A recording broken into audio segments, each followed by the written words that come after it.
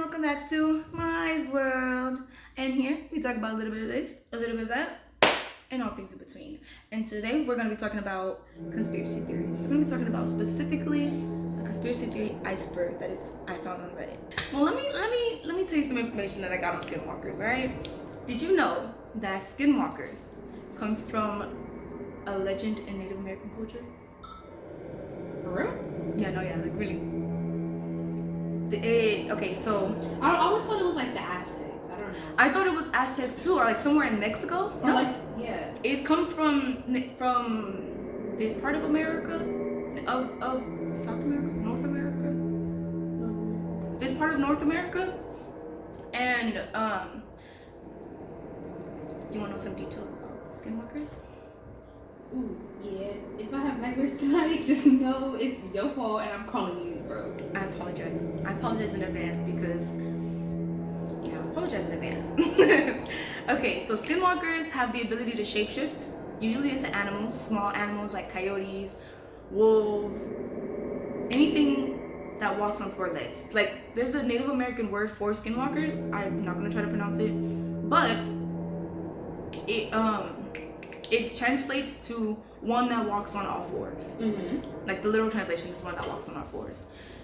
Okay, so I didn't know this about skinwalkers, and I don't know. I always just thought that they were just there. Like somebody just saw them one day and was like, "That looks weird." They're actually called skinwalkers because they're said to have to skin the animal alive and then put their skin on. What the actual hell? Are you for real? Are you for real? That is terrifying. Do they at least kill it? I didn't read that part. Are you for real? No, like they're said to skin the animal alive, or even a human sometimes, even humans. They'll skin alive and then wear it. Hence, that's like an episode of Supernatural. There was an episode of Supernatural that involved skinwalkers. And they were very scary. Let me tell you how skinwalkers are actually, like how to become a skinwalker, right? So skinwalkers, most, I believe it was Navajo and the Hopi tribe, I believe, mm-hmm. is where most of this came from, like information came from, because in Native American, technically skinwalkers are kind of like Voldemort. Thou shalt not be named, thou shalt not be talked about. It's very like taboo to talk about skinwalkers, so that's why there's not really that much information out there on skinwalkers. But usually it's when someone tries to have a ritual done on them to give them the power to transform. What the hell? And something goes wrong, causing them to turn into this big scary skinwalker creature. They have the power to transform, but now they're just not normal humans anymore. They no longer have human traits, so they very scary things. I'm gonna put a picture right here. Very scary, very creepy. Another article said that it can also be made by the medicine man of a tribe when they use their powers or their healing abilities for evil. So them using their powers for evil opens up, like if they use, instead of using like regular magic, they use like dark magic, say, for instance. That dark magic, nothing to be played with. Ain't no joke. Because it basically invites the evil to come in. So like you did this ritual, the scary ritual, dark magic ritual. You just let all the evil spirits in, and now they're gonna turn you into a skinwalker. You're gonna be a skinwalker walking around. And also, I just want to say this fact. The only reason why I'm talking about this so specifically is because I genuinely believe that my dog is a skinwalker.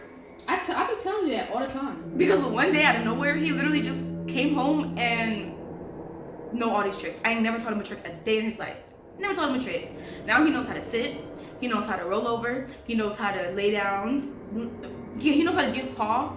Never taught this dog is like, I don't even know how old, but he just came home. Right, we had him for years. I was still in high school when I got him. And all of a sudden he just come back a couple months ago knowing all these dang tricks. Who taught you these tricks? Like, I know you be running the streets, but who taught you these tricks? He has this thing where he'll literally come out the corner and just stare at you like you're creeping me out right now, bro. Like you're literally creeping me out. He was literally just doing that to her earlier. Like not even like 5 minutes ago. Okay, on to the next one. Have you ever heard of the simulation theory? The heck is that? Okay, I'm gonna explain to you exactly what it is. It is basically a theory that states us now, right now, it's not real. Everything around us is not real. It's all a simulation. So like, imagine putting on a VR headset, and now you're in a simulation, right? A virtual reality. We are the virtual reality. I don't like that. Oh, my bad. I guess I have no choice but to. If we are the virtual reality, like you have no choice. And it was first introduced by, well, not first introduced, but really made known by a philosopher named Nick Bostrom in the early 2000s. He basically went out there with like, hey guys, I just want to let you know, I'm pretty sure we're living in a simulation. Bro. And then just like skedaddle. That's why everybody paranoid now. Because why would you just drop that type of information? Just like dropping stuff we like might be in a simulation. literally, like, you can't just be throwing stuff out there like that, especially during the 2000s. But like early 2000s, it's crazy. genuinely, like really just think about it. How realistic is VR headsets getting? Very Like- realistic. So it'll make sense down the line that VR just becomes so realistic that we wouldn't even be able to tell the difference if we're in a VR, if we're in a virtual reality, or if we're in our reality. Well, whoever's running my simulation, I need them to do better. I'm gonna need them to take off the hard mode and put us on the easy mode because Literally, I've been on hard mode for the past couple years, and I need to get out of here. even some of like these top-known scientists say that there's a high chance, a high probability that we are in. And they get killed after. No, they don't. Oh, never mind. Ignore me. I don't even know what I'm talking about. And they get killed after. And they were roommates. No. So like Elon Musk has gone on interviews saying that, think about it. Okay, this is I what he don't trust said. nothing that comes out of Elon Musk's mouth. I don't either, but this is before he became the Elon that he is today. He said in the interview, he said, think about it. 50 years ago, people were stuck playing the Pong game, you know, where it's like, and then a ball comes, boop, Yeah. boop, like back and forth, boop, boop. Now we're playing these super hyper realistic games that millions of people can play at once. Like, another famous scientist, Neil deGrasse Tyson, he speaks about it. I've been public on the fact that I'm waiting for someone to convince me that we don't live in a simulation. I've heard you say it. The arguments put forth have been quite convincing. Most of the best arguments are traceable to a guy named Nick Bostrom, a philosopher at the University of Oxford. Here's the argument. Our computing power is growing rapidly. We create simulations of worlds. We have video games with characters that are inside the video game. Imagine a day where you can simulate a world so perfectly with life forms, humans, so well that you can recreate every single neurosynaptic thought you could have, but now you're in the simulation on the computer. So- including the perception of free will. Think about it like this, right? When stuff gets overly boring, you try to figure out a way to make it more exciting. What do? They come out with all these VR sets with programmed in the VR is a more exciting life. But then if you're in that VR, there could be somebody in that VR that's like, dang, life is so boring. And they're like, let me go and make a freaking boom. Now you got another virtual reality. And then it keeps going in virtual reality, virtual reality, virtual reality. You have this big old line of virtual realities. He said, if you close your eyes, throw a dart, what is your likely chance that you will get to the real world, right? Slim to none.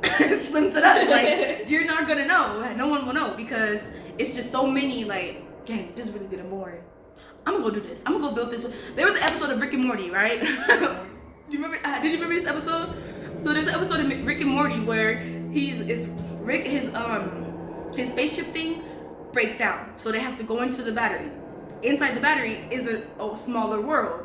And in that world, he taught them to do some type of like pushing mechanism thing and it'll run his battery, right?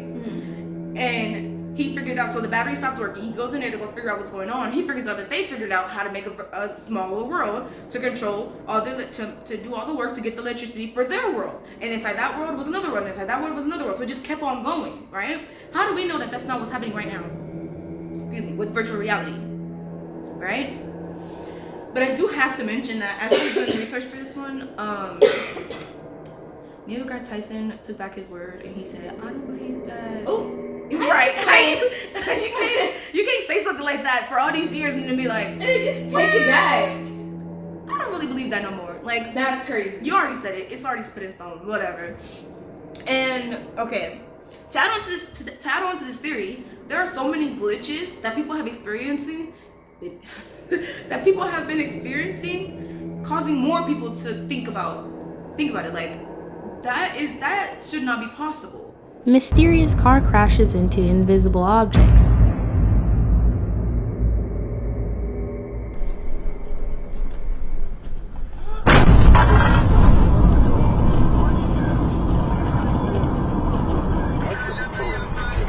Based off the video I showed you with the car, right? What is the car hitting? Nothing. Like, it's driving and then it's like, but there's nothing there. That was great. That was a great interpretation of it.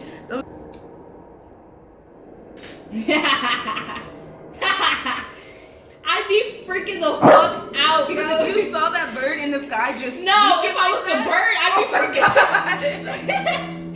freaking like, bro, what the fuck am I not moving right now? Like, what is going on? I would literally, if I was the bird, I'd be having a whole anxiety. I'd be sitting there laughing like, bro, are you good? Literally, the bird is just like, like, That's what are you doing? What are you doing? That's funny. I mean, it's not funny, but it's funny. It's a little funny. Have you ever heard of Mandela effects?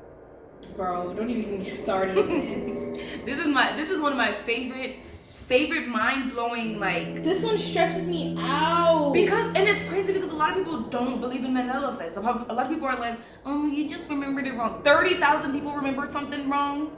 That's 30. what I'm Come on now. saying. Like, That makes no mistake. That makes no sense. Okay, if you don't know what the Mandela effect is, it's a phenomenon in which a large group of people, or like a large population of people, remember something differently than others. trying to gaslight me. And try to gaslight people into thinking I've that been they're gaslit wrong. so many times in life. I don't need everything else in the world to be gaslighting me right now. It's too much. You're trying to tell me I'm crazy? You're trying to tell me I'm wrong? You're trying to tell me that Looney Tunes is spelled T-O-O-N? That makes no sense. No sense. Even at Disneyland, it's T. You're T-U-N-E-S. Oh my god, I can't live like this. Okay, a lot of people. Okay, so this theory comes from many people thinking that Earth shifted into a new and almost identical universe with these small little changes that only some people can remember, and others believe that someone went back in time and somehow butterfly affected stuff, causing these small little changes. Right? There's a lot of Mandela effects that people may already know. Like I was saying, the Fruit Loop. Oh no, I said the other one. So there's a lot of Mandela effects that people may know, like the Fruit Loops versus Fruit Loops. So Fruit Loops spelled F-R-U-I-T versus Fruit Loops spelled F-R-O-O-T. I remember F-R-O-O-T. Are you serious? Yes. No. Why would it be Fruit Loops? Like, I remember F-R-O-O-T. no, you're wrong. Or there's also the one where it's Jif versus Jiffy peanut butter. I think it's Jiffy. It's Jif. That's fucking stupid. It's Jif. It's Jif peanut butter. That's not right. What about, is it Smokey the Bear or Smokey Bear? Smokey Bear. No, it's Smokey the Bear. Smokey the Bear. No, yes. Yeah. Sorry. Smokey the Bear, See, right? I'm trying to gaslight myself right there. Self-gaslighting. It's possible. Don't let them trick you, okay? Okay, Kit Kat. How do you remember it? Kit Kat? Kit dash cat. I think it's the Kit? Kit Kat. Yeah, the Kit together? Kit dash cat. Kit dash cat. No, it's never been Kit dash cat. I've looked it up. This is the one that started my whole down spiral into Mandela effects. Because I'm asking everybody in my house, I'm like, Kit Kat, please tell me you remember it being Kit dash cat. No, it's always been Kit Kat. You're you're lying. You're wrong, and now you're lying to me because it's always been Kit dash cat. Kit dash cat, Kit Kat. When I first started learning about Mandela effects, it literally was it blew my mind. Like I don't even remember how old I was. I probably was like 16 years old, and 16-year-old me was very like susceptible to. Yeah, that makes sense. So I'm gonna believe it. Yeah, that makes sense. I'm gonna believe it. But like this one is the one where I genuinely knew that is how I remember it. Fruit of the Looms. What is it? Is it with the little The cornucopia? Is it with the cornucopia or no cornucopia? With the cornucopia. There's no cornucopia. There has never been a cornucopia. There has always been a cornucopia. There's never been a cornucopia. There's always been a cornucopia. Not in this universe. Not in this. So did I just jump universes? I think so.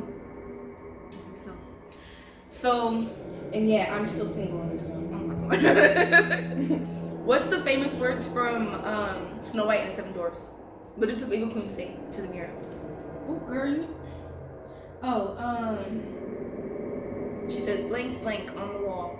Oh, mirror, mirror on the wall. No, she does not. Who the fuck? I'm sorry. I'm sorry, guys. She says magic mirror on the wall. She never says that. She says magic mirror on the wall. Hold on, Who's hold the on. fairest of them all? on. In the movie, if you go back and watch the movie, it literally says magic mirror on the wall, and it doesn't have the same flow. Like it doesn't flow off the tongue as mirror mirror on the wall. Who's the fairest of them all? No, it says magic mirror on the wall. Like what? Magic mirror on the wall. Who is the fairest? She's never said that. And then wait, because and then there's a bunch of songs, right? And most of all of the songs, or anything that mentions it, it says mirror. Like there's that one song, I don't remember how it goes. I think it's that Cinderella day. And one song by Bruno Mars. Which one? No, Michael Jackson. Man in the Mirror. Oh. And I think the Bruno Mars song you're talking about is Mirror on the Wall. Here we are again. Yeah, I tried to look up that one. It doesn't say mirror mirror. Oh. But like, okay. Well, I guess I was wrong. Let me stop talking. I'm loud and wrong. Loud and wrong. Loud and wrong. I love that. A song it's called if that's the case, if it's not Mirror Mirror on the Wall, where are these people getting Mirror Mirror on the Wall from? Like the song Me, Myself and I by De La Soul, he literally starts off his song Mirror Mirror on the Wall. Those are the very first words. Because ain't no way all of us is just loud and wrong. Wrong. Like even there's a song by Randall King called Mirror, and it starts off Mirror Mirror on the Wall. Like this is like a game of telephone gone bad. That's what it seems like. Like it can't be. There's too many songs, too many movies and everything where they're like Mirror Mirror on the Wall, who's the fairest of them? Who's the baddest bitch of them all? That's what I was saying. Out of all the conspiracy theories that I talked about in this video, which are ones that you are most likely to believe, or that got you thinking just a little bit? Like, don't get me wrong. You're entitled to your opinion. But when your opinion is wrong, your opinion is invalid. And you need to stop talking. So basically, you're entitled to your opinion unless she thinks it's wrong. Unless it sounds stupid. Okay, unless it's stupid. Unless it's very stupid. You're And entitled. very wrong. Loud and wrong. Okay, you didn't answer my question. Out of those that I gave you, right? There was Skinwalkers, there was Flat Earth, Simulation, Blackened men. Blackened Men, or formerly known as Men in Black. Mandela effect. Mandela effects. Which one got your brain thinking a little bit? Bro. The what is it? Definitely like the Mandela effect. That one always trips me up. It always gets me, and then there's so many new ones that just be coming out. Like, bro, can you calm it down a little bit? Apparently, my whole childhood was a lie at this point. Wrong. Bears. I didn't even talk about the Berenstain Bears. Don't even get me started on Like that that one. one had. I think that one and the Kit Kat one is the two that I started with. Down a rabbit hole, and it was a deep hole. Oh my gosh. What do you guys think? Okay, out of all the conspiracies, we heard what she has to say. What do you guys think? Which one do you guys think really just gets your mind thinking? Like, out of all of those, which one are you most likely to believe? Leave it in the comments. Let me know. Let me also know what other kind of videos you guys want to hear, want to see, because I can talk for hours. Don't forget to like, comment, and subscribe. Bye. Oh, I forgot it. I forgot to. Bro. Don't forget to like, comment, and subscribe. Bye.